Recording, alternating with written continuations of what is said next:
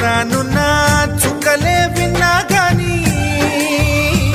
కదిలించలేదా కాస్త కూడా నీ మనసుని పరదాలు దాటి ఒక్కసారి పలకరించవేమి అందరినీ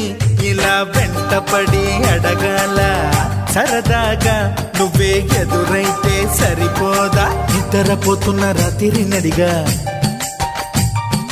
గుటికి చేరిన గువ్వల నడిగా